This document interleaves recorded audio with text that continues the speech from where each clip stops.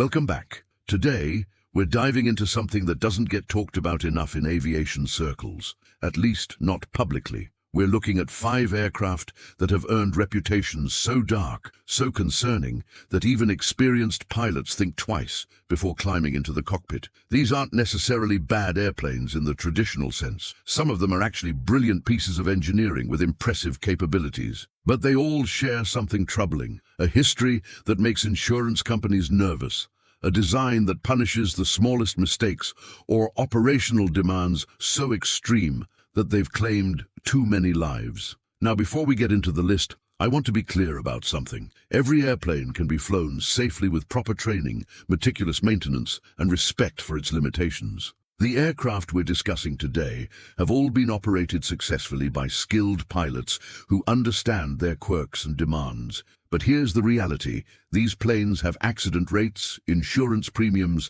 and reputations that tell a different story. They're aircraft where the margin for error is razor thin, where a moment of distraction can turn fatal, where complexity outpaces the average pilot's ability to manage it. What makes an aircraft dangerous? It's not always obvious. Sometimes it's unforgiving flight characteristics that punish minor mistakes catastrophically. Sometimes it's maintenance complexity so extreme that corners get cut, leading to mechanical failures.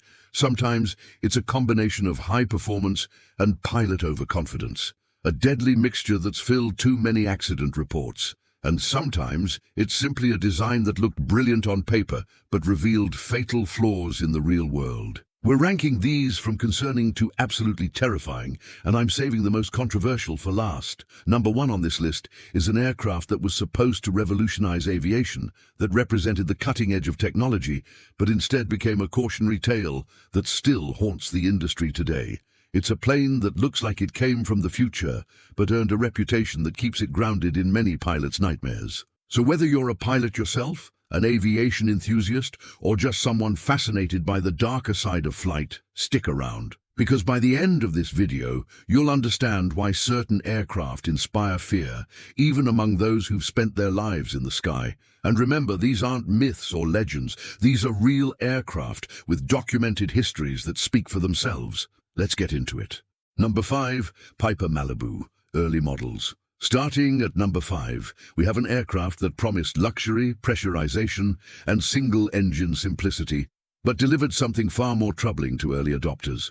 The Piper Malibu, particularly the early models from the late 1980s, started as an ambitious project that captured the imagination of pilots dreaming of high-altitude comfort without the complexity and cost of a twin-engine aircraft. On paper, it was perfect. A pressurized cabin that could climb to 25,000 feet, enough range to cross the country with one fuel stop, and the operating simplicity of a single engine. But the reality turned out to be far darker. The early Malibu models quickly developed a reputation for catastrophic engine failures at high altitude, and when your single engine quits at 25,000 feet over mountainous terrain or open water, your options become very limited very quickly. The turbocharged Continental TSIO 520 engine, while powerful enough to push the Malibu to its high-altitude cruise ceiling, was being operated at the absolute limits of its capability. These engines were running hot, working hard, and when they failed, they often did so completely and without warning. The accident statistics from the late 1980s and early 1990s tell a grim story. Fatal accidents involving early Malibus occurred with disturbing frequency, many of them involving engine failures, followed by forced landings that pilots simply couldn't survive. The FAA took the unusual step of issuing emergency airworthiness directives, essentially grounding certain models until critical modifications could be made. For an aircraft that was being marketed as a safe, family-friendly way to travel in comfort, this was a devastating blow to its reputation. But the engine wasn't the only problem. The Malibu was a complex, sophisticated aircraft that demanded a level of systems management that many pilots, transitioning from simpler aircraft, simply weren't prepared for. The pressurization system, the turbocharged engine management, the oxygen systems, the high-altitude operations, All of this required training and discipline that many owners didn't receive or didn't take seriously enough. Insurance companies quickly recognized the pattern and began classifying the Malibu as a high-risk aircraft, raising premiums significantly and requiring extensive transition training before they'd even consider coverage. The maintenance demands were equally challenging. The turbocharged engine required meticulous care, with strict adherence to operating procedures and maintenance schedules. Owners who cut corners, who delayed maintenance, or who didn't fully understand the systems they were operating, often paid the ultimate price. The aircraft was unforgiving of neglect in ways that simpler aircraft aren't. A maintenance issue that might cause a rough-running engine in a Cessna 182 could cause complete engine failure in a Malibu at 25,000 feet. What made the early Malibu particularly insidious was how it lured pilots into situations beyond their capabilities. The comfort, the pressurization, the high-altitude capability, all of this encouraged flights into weather and over terrain that would have been unthinkable in unpressurized aircraft. But when things went wrong, pilots found themselves in high-altitude emergencies they weren't trained to handle, often with catastrophic results. The accident reports from this era read like a horror story. Engine failures followed by loss of pressurization, hypoxia affecting pilot decision-making, emergency descents into terrain or weather, and fatal crashes that could have been avoided with different equipment or better training. It's important to note that later Malibu variants, particularly the Mirage and M-Class models, addressed many of these issues with improved engines, better systems, and more comprehensive training requirements. Modern Malibus are generally considered safe aircraft when operated by properly trained pilots who maintain them correctly. But the early models, those first-generation Malibus from the late 1980s, they earned their dark reputation through accident statistics that are hard to ignore.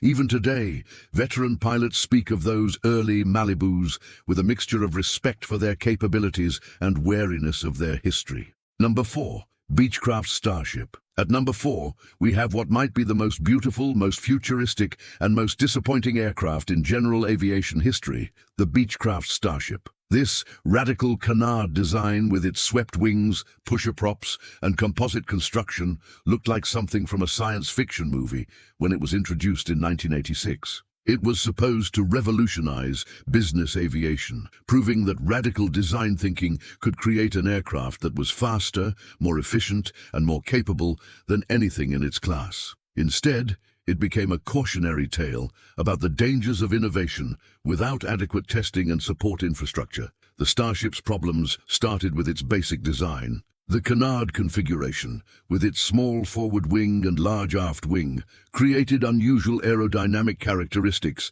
that many pilots found unsettling. The stall behavior was particularly concerning, with test pilots warning that the aircraft's behavior near the stall was unpredictable and potentially dangerous. The pusher propeller configuration, while theoretically efficient, created noise and vibration issues that made the cabin less comfortable than expected. And the all-composite construction, while impressively modern, meant that standard inspection and repair techniques didn't apply. But the real nightmare was maintenance. The Starship was a composite aircraft in an era when most mechanics had never worked with composites. Finding someone qualified to inspect, repair, or modify a Starship became increasingly difficult as the years went on.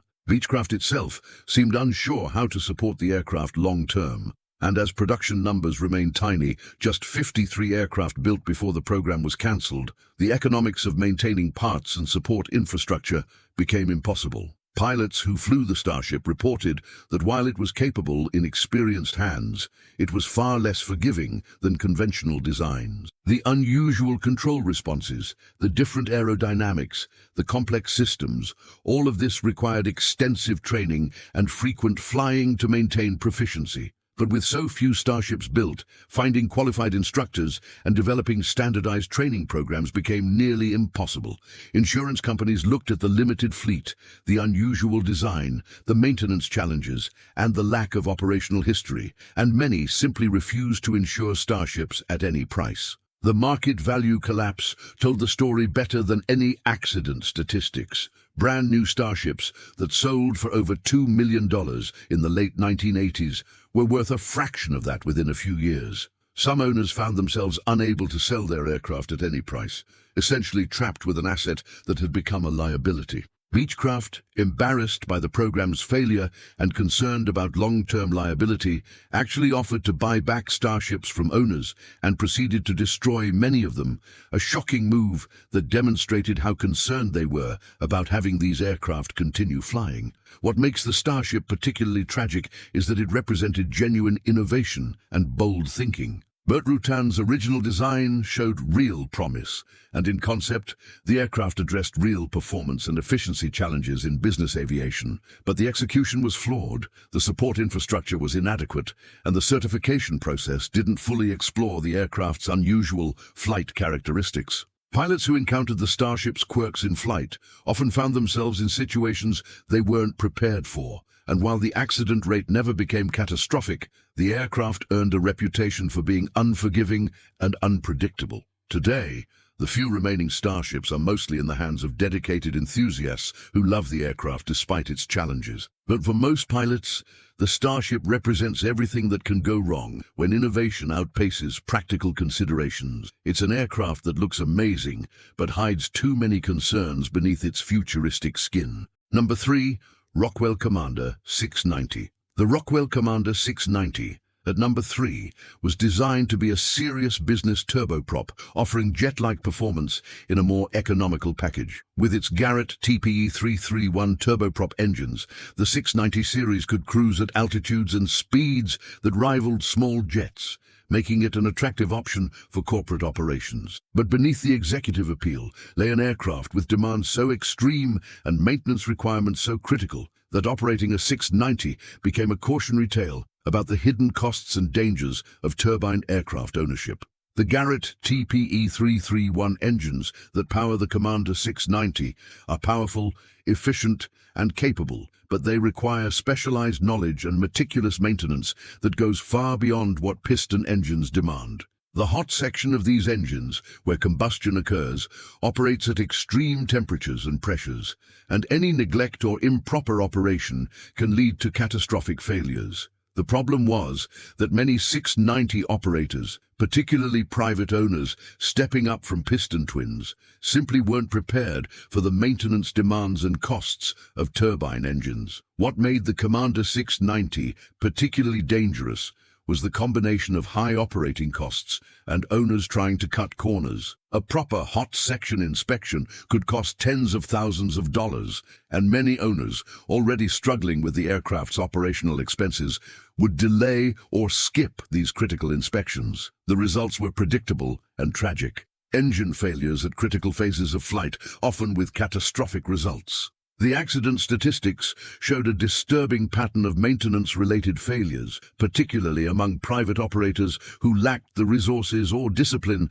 to maintain the aircraft properly. The flying characteristics added to the challenge. Pilots consistently reported that the 690 had heavy, demanding control feel that required significant physical effort, particularly during approaches and landings. The aircraft required careful energy management, and pilots who got behind the airplane in terms of speed or configuration often found themselves in dangerous situations. The combination of turbine engines, with their different throttle response characteristics, and the heavy control feel meant that flying the 690 required constant attention and precise technique. For charter operators, the 690 became problematic in a different way. The maintenance costs were high enough that cutting corners became tempting, but the consequences of those shortcuts were often fatal. Insurance companies recognized the pattern and began treating 690 operations as high risk, requiring extensive pilot experience and often refusing coverage for operators with questionable maintenance histories. Some 690s ended up abandoned at small airports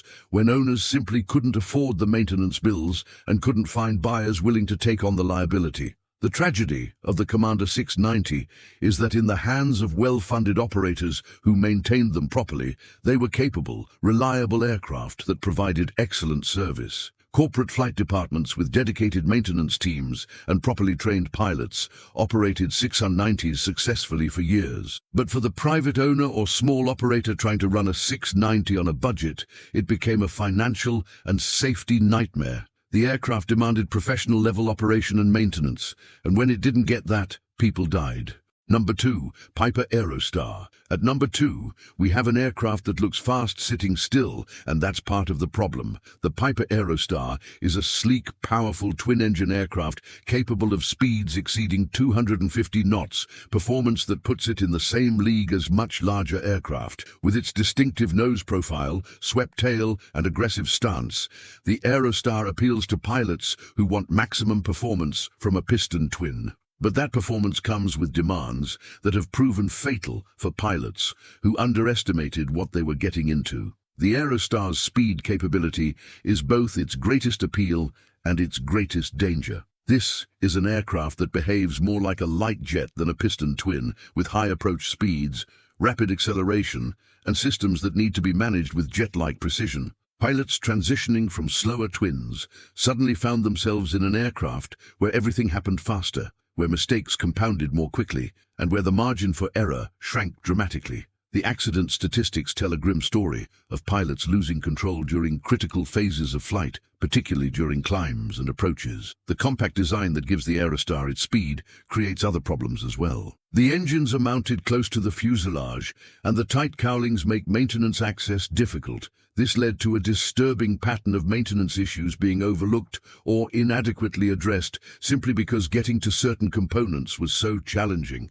Mechanics would sometimes skip inspections or repairs that required extensive disassembly, and those shortcuts sometimes led to mechanical failures at the worst possible times. Fuel management in the Aerostar is critical and unforgiving. The fuel system is complex, and improper management can lead to engine failures, or even worse, fuel imbalances that affect handling. Pilots who weren't meticulous about fuel management found themselves dealing with emergencies they'd created through their own oversights. Engine synchronization is equally critical. The Aerostar flies beautifully when everything is coordinated properly, but any asymmetry in power can create handling challenges that quickly overwhelm unprepared pilots. What made the Aerostar particularly dangerous was the combination of high performance and pilot overconfidence. Owners were often seduced by the aircraft's speed and capability, pushing it into weather or operational conditions that were beyond their skill levels. The Aerostar will go fast, it will climb well, and it will get you places quickly, but it demands pilot proficiency and currency that many owners didn't maintain. The aircraft doesn't forgive rusty skills or poor decision-making. Insurance companies recognized the pattern and responded accordingly. Aerostar insurance premiums were among the highest in general aviation, with underwriters requiring extensive experience in type, regular recurrent training, and often refusing coverage for pilots they deemed inadequately qualified. Many flight schools refused to include Aerostars in their multi-engine fleets, recognizing that the aircraft's demands exceeded what most training environments could safely manage. Number 1. Mitsubishi Mu-2. And here we are at number 1, the Mitsubishi Mu-2, perhaps the most controversial aircraft in general aviation history. This Japanese-built twin turboprop should have been a success story. It was fast, capable of short-field operations, economical to operate, and could carry significant loads. But instead, it earned a reputation so dark that mentioning the Mu-2 in pilot circles still triggers stories, warnings, and heated debates. The accident rate during the 1970s and 1980s was so high, so consistently troubling, that the FAA eventually mandated specialized training that goes beyond anything required for comparable aircraft. The Mu-2's problems stem from its unique design characteristics. The aircraft uses spoilers rather than ailerons for roll control, a design choice that creates handling characteristics unlike any other aircraft in its class. Pilots transitioning to the Mu-2 from conventional aircraft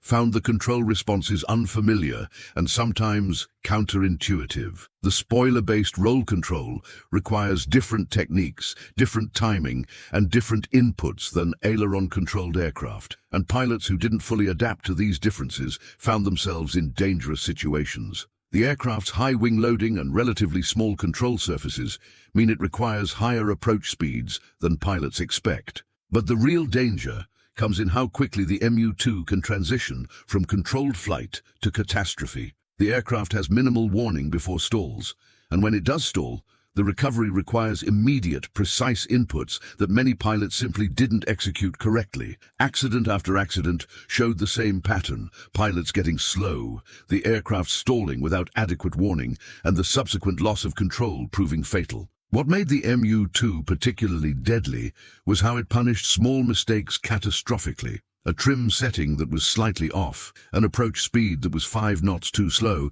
a power reduction at the wrong moment. Any of these minor errors that would be manageable in other aircraft could quickly escalate to loss of control in the MU-2. Pilots described it as an aircraft with no mercy, where staying ahead of the airplane wasn't just important, it was survival. The maintenance complexity added another layer of danger. The Garrett TPE-331 engines require the same specialized knowledge and expensive maintenance as those in the Commander 690, but the MU-2 systems integration added additional complexity. Operators who cut corners on maintenance often found themselves dealing with mechanical failures that, combined with the aircraft's demanding flight characteristics, proved fatal. Insurance companies eventually charged premiums so high that many operators simply couldn't afford coverage, and some insurers refused to cover MU-2 operations at any price. The FAA's response to the MU-2's accident rate was unprecedented. They mandated specialized flight training through FAA-approved courses